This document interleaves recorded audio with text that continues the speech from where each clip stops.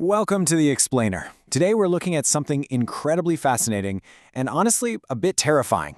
We're breaking down how a highly localized incident, literally an attack on just 3 ships, managed to trigger a massive global chain reaction of military and economic instability across the Middle East. It's like a giant puzzle, and we're going to put the pieces together. So let's dive right in. So, here's the core question we really need to answer today. How exactly did an attack on just 3 commercial tankers instantly spark a major regional conflict involving global superpowers and multiple Gulf nations? It's a classic domino effect, right? And to truly understand the reality of global trade and military alliances today, we have to look at exactly how and why these dominoes fell in such rapid succession. To make sense of all these chaotic live updates, here is our roadmap for today. 1. The 3 tankers spark. 2. The ceasefire shatters. 3. Regional crossfire escalates. And 4. The economic shockwave. All right, Section 1, the 3 tanker spark. To understand the explosion, we first need to look at the power keg itself. Now, as you probably know, the Strait of Hormuz is the absolute lifeblood of the global energy market. But what's truly staggering is that a fifth, literally 20% of the entire world's traded oil, passes through this single 21-mile-wide choke point. Any disruption here isn't just a local problem, it's an immediate global crisis. It is a hard red line for international trade. And that brings us to the spark. Live reporting confirmed that 3 commercial ships were attacked while transiting this exact strait. Now, this wasn't some minor administrative dispute or a misunderstanding. This was a physical strike on merchant vessels.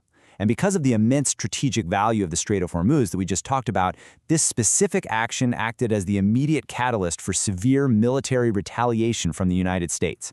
To really grasp attention here, just look at this number: 800. The U.S. Central Command claims that U.S. forces have helped facilitate the successful transit of more than 800 vessels through the strait since early May. See, the U.S. maintains this is an international waterway, while on the flip side, Iranian state media claims transit is only permitted through routes specifically designated by Iran. So the crucial takeaway here is that this waterway was already a highly contested pressure cooker, just packed with opposing military forces and vast amounts of commercial shipping. Which leads us perfectly into Section 2, the ceasefire shatters. The very moment those tankers were hit, the incredibly fragile interim peace agreement we had basically collapsed. To understand why the escalation happened so fast, we have to look impartially at where both sides were standing. Following the attacks, U.S. President Donald Trump announced the ceasefire was effectively over. His stated position was, the basic deal that we cut was, we'll lift our blockade if you stop shooting at ships, but if you shoot at ships, we are going to punch back, and we're going to punch back harder than ever before. That was the deal. So from the perspective of the United States, attacking those tankers was a direct, blatant violation of their core condition for peace. But conversely, we absolutely must look at the Iranian perspective to get the full picture here. Iranian Parliament Speaker Mohammad Bagher Ghalibaf declared that the era of bullying is over. He detailed what Iran viewed as major violations of the Memorandum of Understanding by the U.S. These accusations included things like violating Iranian navigational adjustments in the strait, persistent threats of further strikes, and reinstating heavy oil sanctions. So what you have is a situation where both sides firmly believed the other was fundamentally violating the terms of their agreements. It created an absolute zero-trust environment. And you know what happens when trust hits zero? You get immense military force. Following those tanker attacks, the U.S. military launched precision munitions from land, sea, and air. They hit roughly 140 Iranian military targets. We are talking about missile and drone sites, naval capabilities, ammunition storage facilities, and coastal radar locations. The scale of the retaliation for those 3 tankers was massive, and it was immediate. And that brings us to Section 3, regional crossfire escalates. Because this wasn't just a simple back and forth between 2 nations anymore. Look at this staggering timeline. The broader war initially sparked back in late February, but this week the timeline compressed dramatically. Early in the week, the 3 commercial tankers are hit. By Wednesday, the U.S. unleashes its powerful 140-target strike on Iran. And then, by early Thursday, Iran launches a joint missile and drone operation, actively targeting U.S. military sites spread across the Gulf. In just a matter of days, the conflict spilled wildly out of the strait. And right in the midst of this rapid escalation, Iran deployed a major strategic tactic. Iran's Revolutionary Guards announced a complete blockade. They stated, the Strait of Hormuz will be closed until further notice, and until the end of American interventions in this region, and no vessels will be allowed to pass through.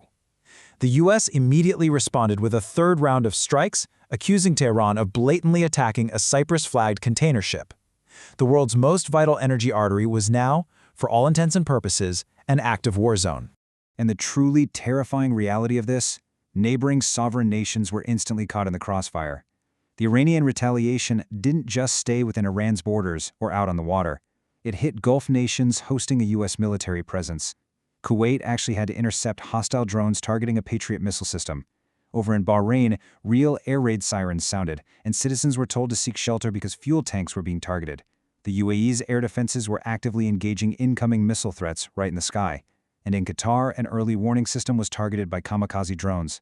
The spark from those 3 initial tankers had literally set the entire region ablaze. Which takes us to our final chapter, Section 4, the economic shockwave. When a region that produces a massive percentage of the world's energy goes to war, every single one of us feels it. The warfare wasn't just physical, it was deeply economic. Alongside the military strikes, the United States revoked a crucial license that allowed Tehran to sell oil. This was a highly calculated move.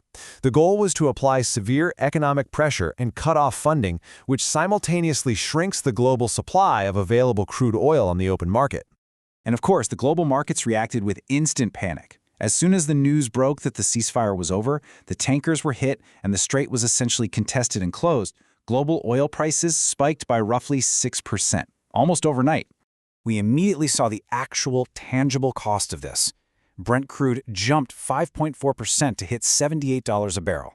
The U.S. benchmark crude surged 5.8%, hitting $74.55 a barrel. And remember, right before this war escalated, prices had actually been declining to much more manageable levels.